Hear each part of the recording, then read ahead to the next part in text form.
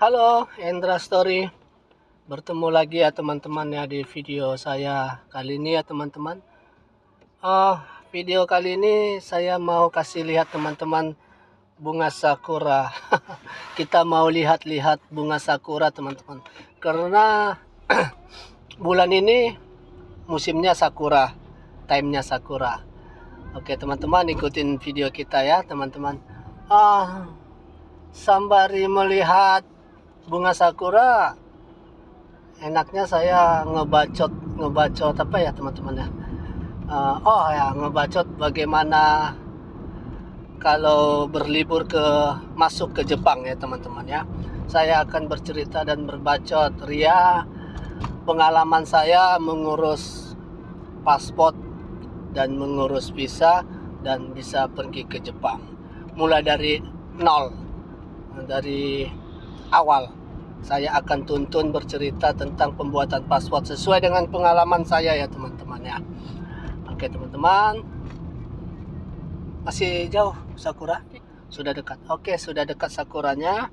Nanti sambil melihat sakura, saya akan bercerita pengalaman pertama sekali dari awal membuat paspor.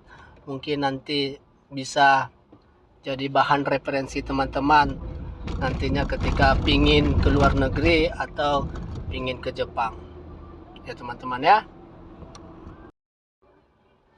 Oke, langsung saya akan bercerita pengalaman untuk pembuatan paspor ya teman-teman. Jadi kalau teman-teman itu berkeinginan mau keluar negeri, bagaimana membuat paspor gitu ya, saya akan bercerita pengalaman saya. Itu pertama, teman-teman itu untuk membuat paspor, siapkan dulu dokumen. Yang pertama itu KK, kartu keluarga ya, lalu KTP, lalu dokumen tambahan yaitu akta kelahiran, atau kalau tidak ada akta kelahiran, ijazah, atau kalau umat Nasrani itu surat surat kelahiran atau surat dari gereja, itu ada biasanya. Itu untuk dokumen tambahan, tapi yang paling penting itu KK dan KTP. Dan Bang, bagaimana, ini kan saya warga warga lain provinsi, saya di lain provinsi, tidak masalah. Untuk pembuatan paspor itu tidak sesuai dengan domisili KTP ya. Dimanapun teman-teman ada, yang namanya ada di kota, di situ ada imigrasi, teman-teman bisa membuat paspor. Nah, setelah teman-teman sudah ada dokumen KK dan KTP, pergilah teman-teman ke imigrasi yang ada di kota tempat teman berada ya. Nah, nanti ketika di tempat imigrasi itu banyak calo teman-teman, tapi tidak usah open lah, banyak calo, nanti biayanya mahal, ribet. Karena membuat paspor ini simple kok, simple ya, tapi asal dokumennya lengkap. Nah, langsung ke imigrasi, masuk, nanti ambil antrian ya, ambil tiket antrian, lalu teman-teman itu nanti mengisi formulir ada di situ. Isilah formulirnya satu. Setelah itu disatukanlah dengan fotokopi KK dan KTP-nya dan dokumen tambahan tadi. Setelah itu masuklah mengajukan. Nah, setelah mengajukan, nanti teman-teman itu ada interview, di interview dulu. Nanti di interview, ini mau tujuan membuat paspor apa katanya. Nah, jawablah teman-teman itu, dan jangan salah jawab. Nanti teman-teman bilang saya mau kerja, teman-teman akan disuruh pulang nanti. Karena ada itu beberapa yang seperti itu. Karena kalau membuat paspor untuk kerja itu pihak agen yang membuat, bukan teman-teman. Dan kalaupun teman yang membuat surat kerja itu buat paspor untuk kerja, itu ada dokumen-dokumen ketambahan gitu. Karena interview ini untuk menghindari, yaitu teman-teman, alasannya pasportnya itu mau wisata tapi mau kerja gitu, untuk menghindari itu agar pemerintah tidak repot nantinya gitu. Dan jawablah, saya membuat pasport untuk ya holiday gitu, jujur-jujur aja, mau holiday gitu. Setelah oke, nanti nunggu antri untuk foto. Nah, difoto lah teman-teman di situ. Setelah difoto, nanti ngobrol-ngobrol, nanti diajak imigrasi itu nanti ngobrol-ngobrol gitu. Seperti interview gitu, tujuannya membuat paspor ini juga gitu. Nah, setelah udah difoto, ya udah beres. Nanti teman-teman mendapat surat bukti bahwa pengambilan nomor pengambilan sama kwitansi pembayaran ya, pembayaran paspor. Untuk biaya paspor itu 350.000 untuk paspor biasa ya teman-teman ya. Untuk paspor biasa, ingat. Dan untuk e-paspor, elektronik paspor itu 600.000 untuk elektronik paspor. Karena kenapa mahal paspor? Karena dia berbasis chip ya. Dia ada chip di paspor itu. Apa Bang keunggulannya e-paspor dan paspor biasa? Untuk e-paspor, dia untuk misalnya contoh ya, untuk ke Jepang ya, untuk pengguna e-paspor dia cuma sekali pengurusan ke konsulat untuk mendapatkan registrasi entry atau stiker bebas visa gitu. Itu untuk e-paspor itu sekali aja untuk 3 tahun dengan durasi 15 hari. Jadi teman-teman kalau menggunakan e-paspor, teman-teman itu bebas visa selama 3 tahun dengan berwisata 15 hari misalnya di tempat tujuan yang dimana teman-teman berwisata gitu, yang berbasis e-paspor ya. Kalau ASEAN, paspor kita biasa pun bebas-bebas saja, nggak usah diurus ke konsulat juga bisa masuk teman-teman. Jadi e-paspor itu dia ngurusnya sekali. Misalnya ke Jepang, teman-teman itu ke konsulat Jepang. Ke konsulat Jepang, pengajuan e-paspor ini untuk mendapatkan visa. Itu sekali ngurus untuk 3 tahun. Itu e-paspor. Tapi kalau untuk paspor biasa, itu kalau negara yang masih berbasis visa, teman-teman harus ngurus visa lagi. Kecuali kalau teman-teman jalan-jalannya ke negara yang pakai paspor aja seperti ASEAN. Banyak juga negara yang paspor Indonesia aja tanpa visa gitu. Itu dia teman-teman. Dan pembayarannya itu untuk pembayaran visa paspornya setelah selesai itu bisa langsung bayar ya, bisa juga langsung bayar, dan 4 hari jam kerja. Jadi selama 4 hari tunggu lalu ambil. Tunjukkan bukti pembayaran, ada nanti kertas. Itulah dia untuk paspor teman-teman. Ya, kalau ada pengalaman teman-teman yang lain untuk masalah paspor, komen di bawah ya, biar semua tahu bagaimana pembuatan paspor. Kita saling belajar, tapi itulah pengalaman saya untuk membuat paspor teman-teman. Oke. Sudah di sini Sakura. Oke, kita sudah di tempat Sakura, tapi kita mau cari parkir teman-teman. Dan kita akan bercerita untuk bagian visa. Ini untuk yang mau ke Jepang ya teman, karena kan pengalaman saya ya mengurus visa. Oke teman-teman, kita cerita yang bagian visa. Tapi sebelum bercerita tentang visa, ini dia Sakuranya teman-teman. Wah, manis sekali. Tapi kita mau cari parkir ini, biar kita bisa jalan-jalan menikmati Sakura sambil berbicara bagaimana cara membuat visa. Setelah kita tadi berbicara membuat paspor, sekarang berbicara membuat visa, ngebacot membuat visa agar teman-teman bisa go to Japan. Tapi cerita sesuai pengalaman saya. Wah, ini dia teman-teman sakuranya. Kita cari parkir dulu teman-teman.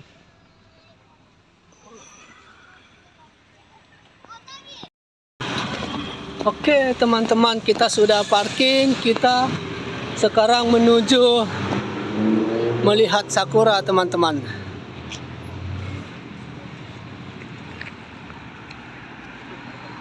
Ini dia sakura teman-teman.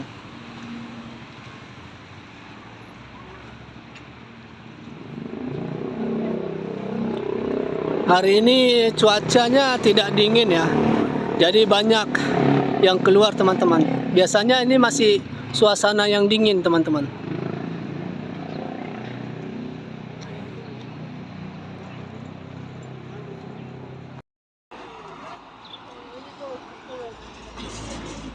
Tapi cantikan di sana lah sayang.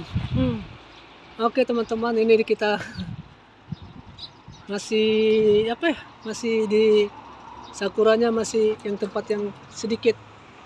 Kita cari yang sana. Yuk, let's go. Sambil nanti kita lanjut bacot kita tentang visa.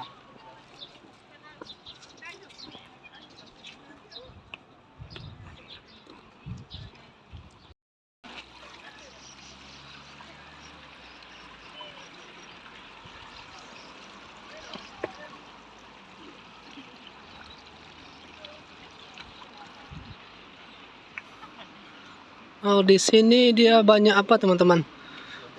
Banyak pengunjung. Banyak pengunjung karena banyak apa? Banyak yang jualan. Jualan makanan. Ya, ini dia suasana sakura teman-teman. Kalau bagian di sini dia banyak pengunjung. Karena banyak jualan. Kayak pasar.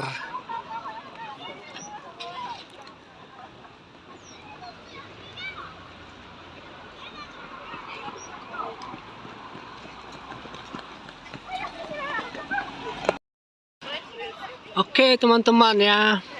Kita lanjut ya sambil melihat suasana sakura untuk visanya. Oke, setelah tadi masalah paspor sudah beres. Nah, kalau untuk kesaktian paspor Indonesia itu teman-teman itu sudah bisa ya ke luar negeri ya. Misalnya ke ASEAN, bisa lah ke ASEAN.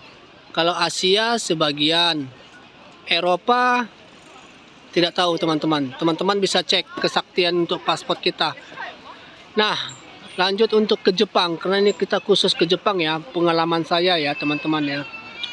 Untuk ke Jepang setelah paspor selesai, teman-teman harus untuk mengurus visanya harus domisili sesuai dengan KTP teman-teman. Tidak bisa seperti paspor tadi ya. Misalnya saya itu Medan, orang Medan gitu. Saya harus ngurusnya di Medan teman-teman. Dan bagaimana bang kalau saya orang Aceh misalnya harus ke Medan, karena konsulat di Jepang itu di Indonesia itu tidak di semua provinsi ada ya teman-teman ya. Kalau orang Jakarta domisilinya di Jakarta, konsulat Jepang ada, di Surabaya ada, di Bali ada. Untuk orang NTT Papua ngurusnya di Bali, untuk Sumatera ngurusnya di Medan, untuk di Pulau Jawa ngurusnya di Surabaya dan di Jakarta. Itu teman-teman.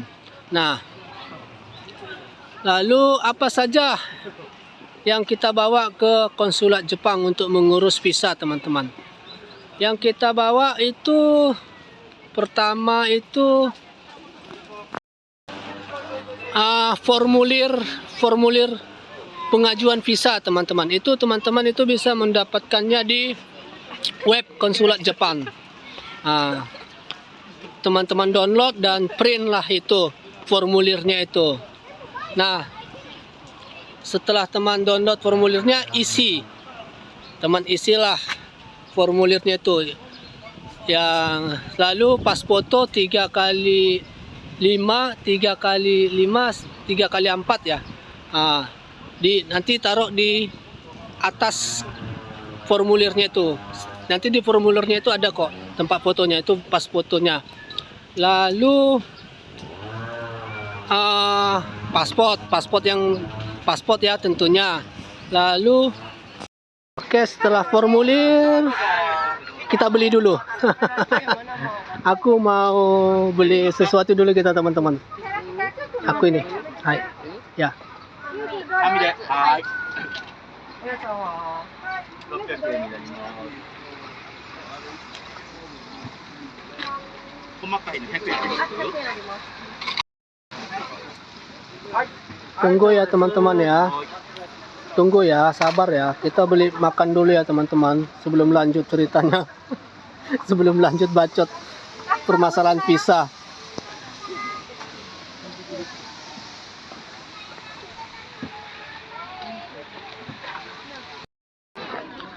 Mana nih, sayang? Apa nih ya? Cumi ya? Cumi. Hai.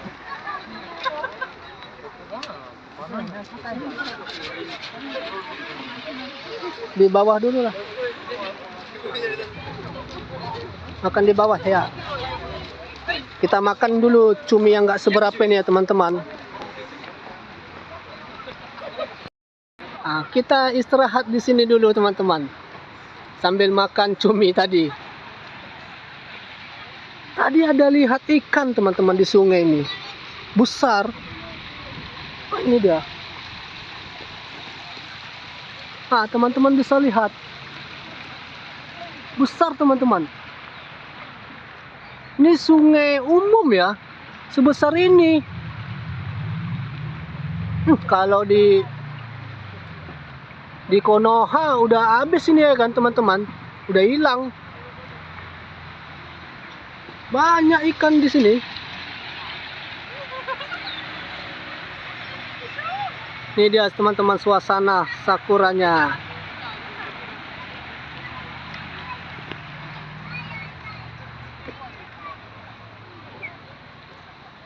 Aku minta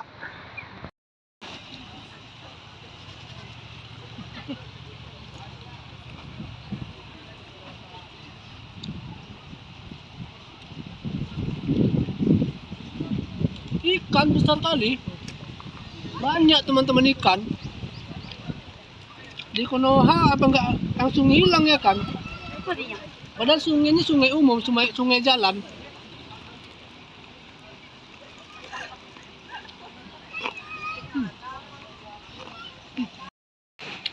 Oh, tadi selanjutnya tadi pas foto yang dibawa 4,5 kali 3,5 cm ya teman-teman.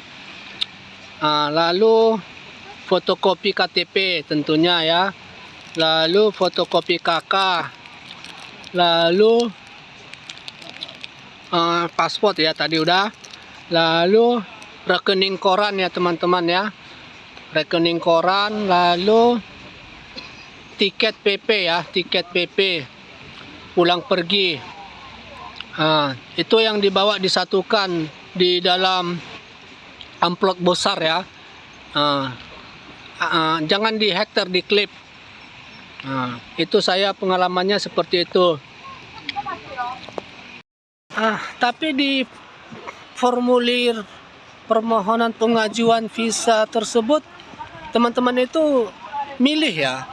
Kalau yang tadi persyaratan yang saya bilang tadi itu untuk persyaratan turis.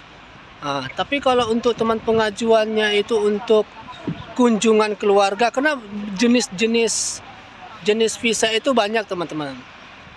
Undangan kunjungan keluarga, bekerja, dan lain-lain. Tinggal pilih. Yang saya sebut tadi itu untuk wisata teman-teman. Itu dia. Oke, setelah semua dokumen yang kita sebut tadi sudah disatukan semua ya teman-teman. Lalu antarlah ke konsulat tempat teman mengajukannya di mana. Dan jangan ragu teman-teman, untuk di konsulat Jepang di Indonesia itu sangat ramah sekali teman-teman. Sekecil apapun pertanyaan teman-teman itu, atau apapun keperluan, sekecil apapun keperluan teman-teman itu akan dilayani dengan baik. Baik dari security, staff Jadi jangan ragu teman-teman. Walaupun misalnya teman-teman belum tahu ya persyaratan dokumen apa yang dibawa, teman-teman itu bisa datang aja dulu tanya-tanya, itu tidak masalah. Tapi lebih baiknya tinggal nanti kalau ada yang kurang tinggal nambahin dikit. Ya, itulah yang persyaratan yang kita sebut tadi sesuai dengan pengalaman saya, teman-teman. Nah, setelah sampai di konsulat, ambil antrian, nanti diarahkan ke security nanti, teman-teman. Lalu masuklah pengajuan. Kalau semua sudah beres di konsulat tersebut, nanti teman-teman akan dikasih seperti apa ya? Seperti kwitansi kertas gitu. Sesuai sesuai untuk pengambilan nantinya. Kalau udah dikasih kertas kwitansi itu berarti dokumen teman-teman itu sudah beres, sudah tidak ada kendala. Tapi tidak tahu juga karena nanti setelah 4 hari mereka nanti nelepon, teman-teman, nelepon bahwasanya untuk pengambilan visa setelah selesai. Biasanya mereka nelepon itu, teman-teman. Nah, dan setelah 4 hari nanti teman-teman ditelepon, bawalah uang pasnya, teman-teman. Yang diminta itu uang pas, itu sebesar 490.000. Untuk pembuatan visa untuk ke Jepang itu 490.000 dengan uang yang pas, teman-teman. Itu dia pembuatan visa, teman-teman. Tapi yang kita bahas, yang kita ceritakan tadi untuk visa turis ya, bukan untuk visa undangan, visa kerja atau dan lain-lain, teman-teman. Itu dia untuk visa. Bang, bagaimana untuk paspor tadi? Kalau teman-teman tadi kita bahas lagi ya.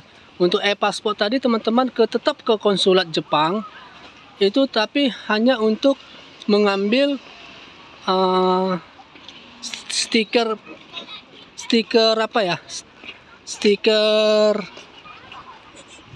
free visa.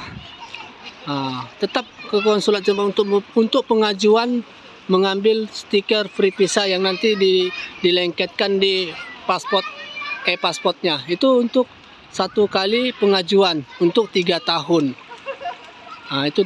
Itu dia untuk pasport dengan berwisata 15 hari di Jepang. Itu dia untuk pasport, teman-teman. Dia untuk pasport, dia untuk pengajuan stiker free entry visa. Kalau pasport biasa ya visa, dia stiker juga dia dilengketkan di pasport, teman-teman. Itu dia, teman-teman. Itu dia, teman-teman ya, untuk tadi pasport dan visa. Untuk teman-teman yang ada pengalamannya, berbagi pengalaman di komentar ya, teman-teman ya. Berbagi pengalaman di komentar, silakan di komentar. Tapi saya tadi itu berbicara dengan pengalaman saya, teman-teman, yang saya tahu. Oke, teman-teman, itu dia pengalaman saya dan cerita saya, bacot saya tentang pembuatan paspor, visa sampai bisa ke Jepang ini. Untuk teman-teman yang punya pengalaman, silakan di komentar, kita berbagi pengalaman. Ataupun ada yang salah, ataupun ada yang kurangnya tadi saya mengatakan pembuatannya, visanya, silakan di komentar. Oke, teman-teman, sampai jumpa di video berikutnya. Di next video saya akan berbicara pengalaman bagaimana cara bekerja untuk bekerja di Jepang.